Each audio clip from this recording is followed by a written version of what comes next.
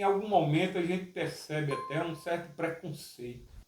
Eu quero dizer isso, deixar bem claro, que eu percebo que muito do que se diz contra café demonstra um certo preconceito por um homem nascido numa cidade como Natal, pequena, na época, vindo das rocas da Ribeira, do sindicalismo, convivendo com pescadores, com estivadores, operários de toda sorte, sendo advogado de causas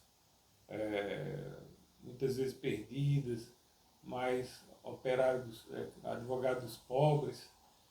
Esse homem ter chegado, ter furado tudo isso, depois de exilado em vários lugares, e ter chegado ao cargo número 1 da República Brasileira. E aí a gente vê assim, um dia desses eu estava vendo um livro que fala que ele era um nordestino que sabia distinguir o quadro de um pintor do quadro de outro. Mas isso de uma forma pejorativa.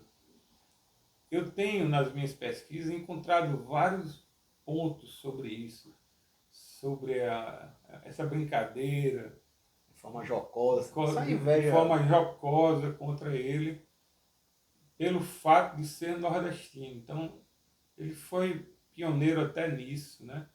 Claro, nós tivemos outros presidentes nordestinos, mas talvez ele tenha sofrido mais os estigmas do nordestino.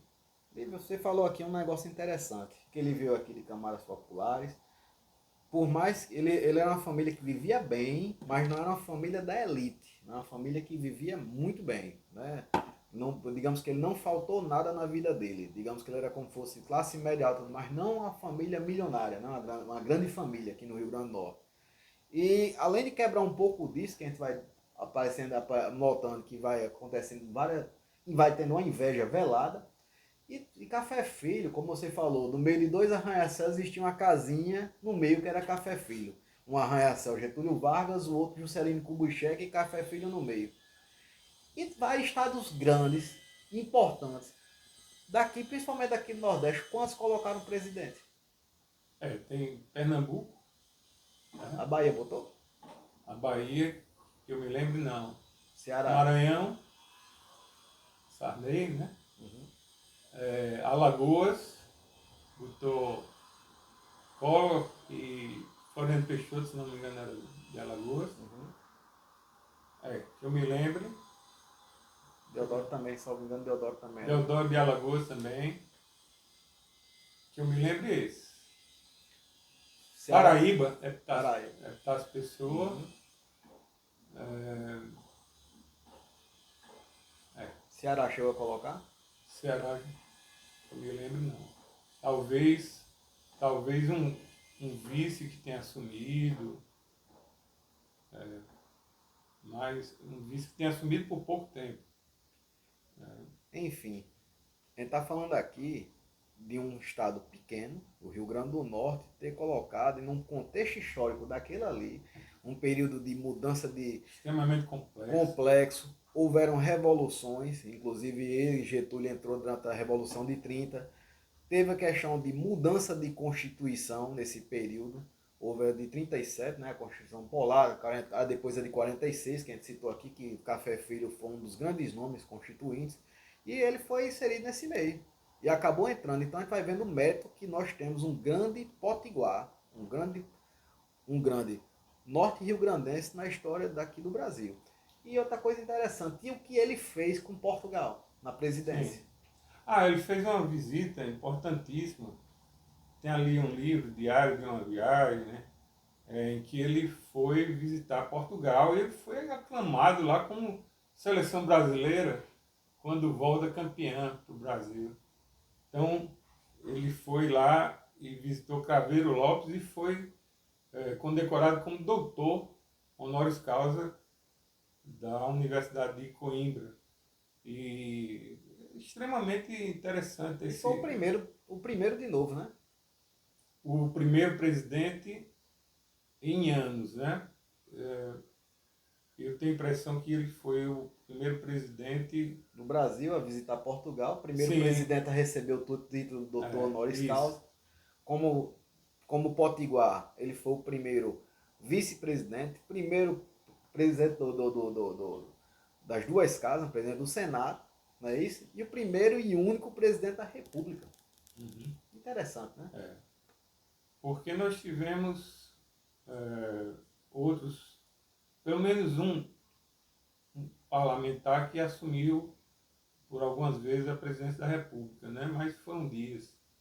Ele não ficou 1 ano e 2 meses, se não me engano, com faixa presidencial, com ministério, comandando o país e manteve a paz, manteve a paz. Aliás, lembrando que uma coisa interessante, ele enfrentou nesse período todo também a ditadura do Estado Novo, que era de Getúlio, né? Você vê os paradoxos do poder. Eu tenho vontade de escrever uma biografia de Café chamada Café Filho e os Paradoxos do Poder. Aliás, é uma expressão que tem na revista Time. Vou mostrar aqui, pedir licença. Ele foi um dos únicos brasileiros que foi capa da revista Time. E aqui, em algum momento, fala nos paradoxos do poder. Essa expressão eu quero usar em algum texto futuro sobre Café Filho.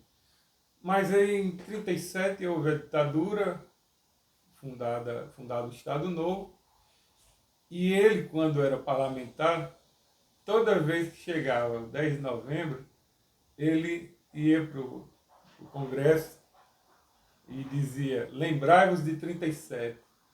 Então Getúlio odiava aquilo, né? Ele dizia: lembrai-vos de 37.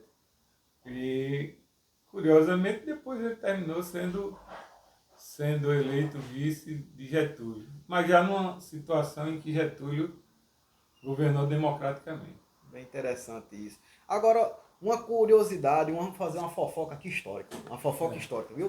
Que é só entre nós dois aqui, não é pra ninguém tá sabendo, não. Tem um colega, uma pessoa daqui do Rio Grande do Norte, muito famoso durante a Segunda Guerra Mundial. Teve 2 populares que foram famosos aqui no Rio Grande do Norte durante a Segunda Guerra Mundial. O primeiro foi Maria Boa, né? Ela tinha o famoso Cabaré de Maria Boa. E outra pessoa também aqui das Rocas, que fez muito sucesso, inclusive os americanos gostavam muito dele, foi Zé Areia. Como foi a história de Zé Areia, já com Café Filho na presidência da República? Eu não me lembro se foi na presidência ou na vice-presidência. Na vice-presidência, ele tinha uma fila do café, né? Que ele recebia os populares, e eram muitos por dia, e ela anotava os pedidos, os mais diversos possíveis, né? Alguns ele tinha condição de cumprir, outros não. Mas aí Zé Areia teria pedido um emprego. Isso é o que diz a mitologia política. E ele teria oferecido a possibilidade de Zé Areia ser seringueiro lá no Amazonas, na época estava precisando muito. E a resposta de Zé Areia? E a resposta de Zé Areia teria sido: olha, quem tira leite de pau... O resto eu não posso dizer. Então, é mais um conto do período de Café Filho, que veio desde momentos. A sua vida é muito complexa, tem momentos engraçados, momentos tristes, né? Como ele teve prisão domiciliar, teve a família dele agredida durante um período, foi um percurso muito grande. E a gente está falando aqui que esse ano a gente está completando 70 anos da posse de Café Filho, o único norte-riograndense a assumir o poder aqui do Brasil, chegou ao nosso maior cargo, né? Por mais que fosse provisório de 1 ano e pouco, né? Uma vida complexa, como eu acabei de falar.